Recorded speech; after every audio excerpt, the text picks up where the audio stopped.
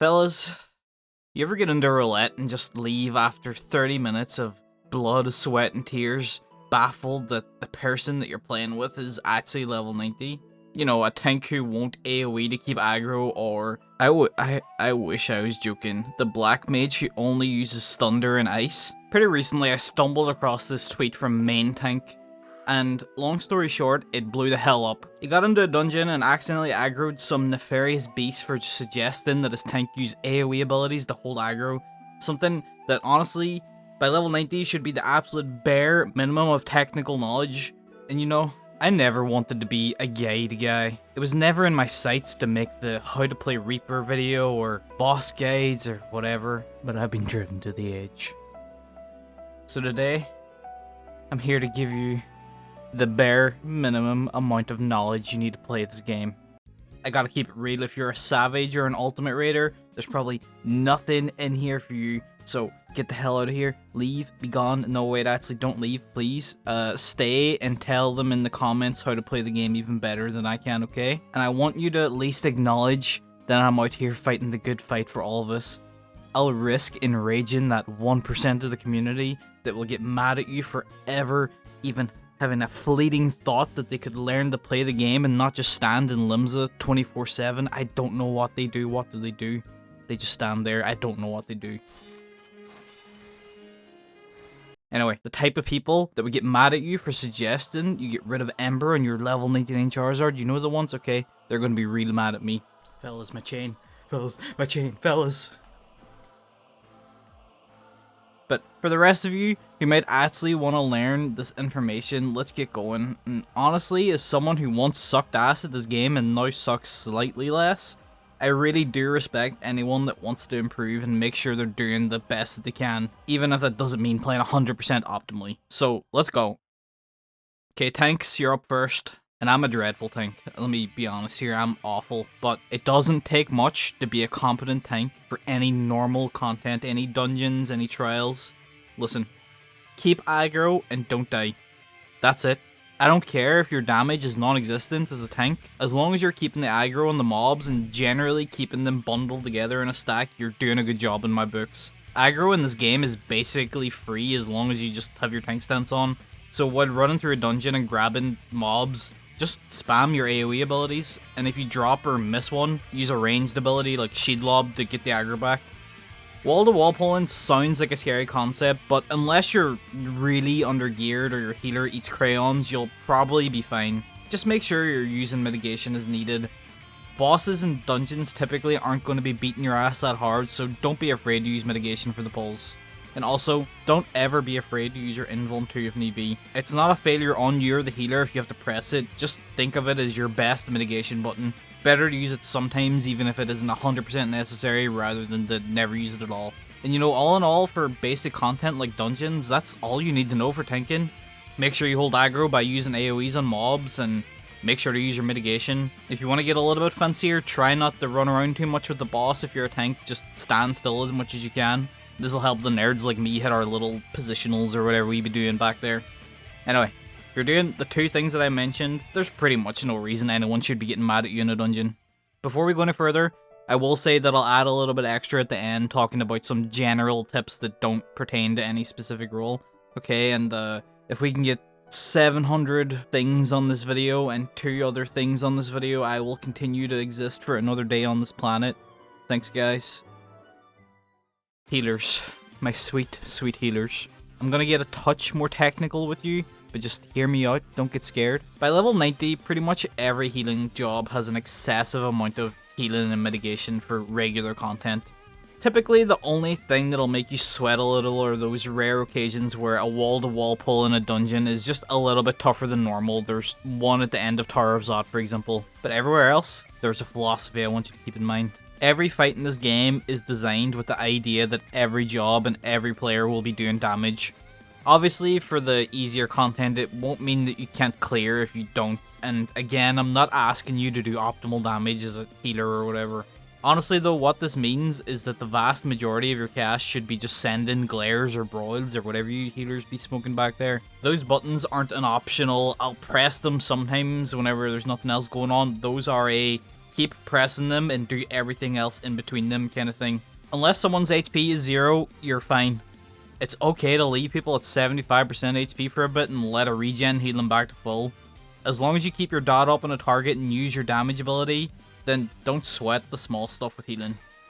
Overheal, use an extra medic or 2 for safety, do whatever you feel comfortable with for the healing side of things, but just make sure you're keeping your damage up too as much as you can.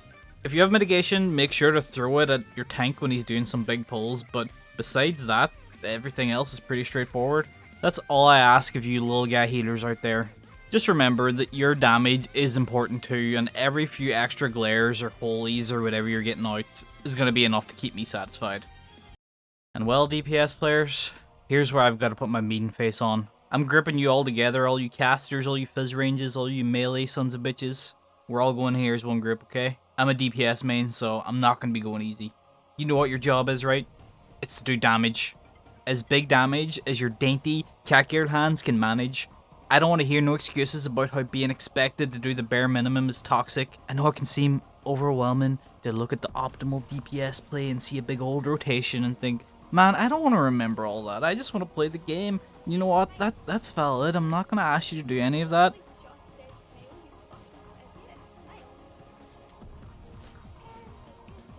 Okay, here's what I want from you.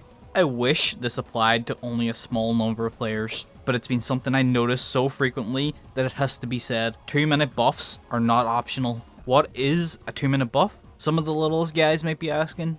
A significant chunk of DPS classes have some kind of ability that is on a 2-minute timer that increases not only their own damage, but the damage of their team too. Even the classes that don't have a team-based 2-minute buff still have abilities that increase their damage output, like Samurai with Ikishoten. So if you're the summoner who doesn't know what Searing Light is, all I want you to do is to start pressing it. Like, don't get all maliciously compliant with me and just press it regardless of what's going on. What I mean is, let's say you get into a dungeon and the tank starts pulling and he takes the mobs to the wall, then you can press your buff when we're doing damage. When it comes off cooldown 2 minutes later, say you're going into a boss and it's coming off cooldown, use it again, repeat, common sense. If a boss has 2% HP left, save it for the next pack, and then press it again. If you do that, you'll make me happier than at least a third of the DPSs I play with in normal content.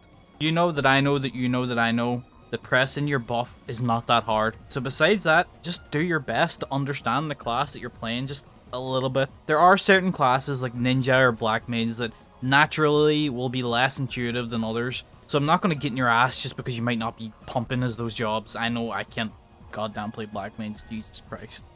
But for a job like Reaper, if you start to understand that using your Enshroud and capping it off with Communio at the end is your highest point of damage, making sure you have at least one Enshroud to throw out during a 2-minute buff window is going to honestly increase your DPS massively. Stuff like that, once you start to understand it, you'll start to notice that fundamentally every job is set up for you to do a lot of damage every 2 minutes.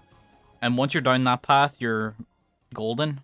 I've got you covered with one more bit of juicy info. So, what if you do want to try to play a little more optimally? Here's a secret the Shadow Wizard government don't want you to know about. You can study other people's rotations. Does it need to be a 1-to-1? Nope. Does it matter if you're doing it perfectly? Nope. But it's gonna give you the absolute bare minimum information needed to understand how high-level players actually optimize certain jobs. Let me run through how to do this real quick.